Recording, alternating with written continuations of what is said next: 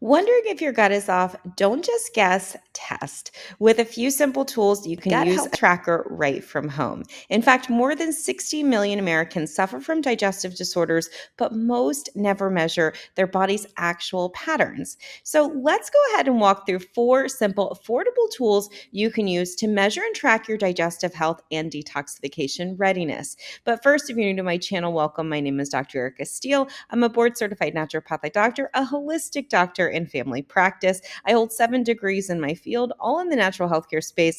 I like to say that I went to school so you don't have to, combining science with spirit. And this is a part of week 4 for our intro to holistic medicine 2, detoxification and elimination. If you're interested in learning about how you can detoxify naturally and use all the gut health tracker tools that we provide, go ahead and click the link in the bio, like, share, comment, subscribe for more. Okay, so let's get to these 4 simple, affordable tools. So the first thing is your urinary pH strips. That actually shows you how your body is balancing acid and alkalinity.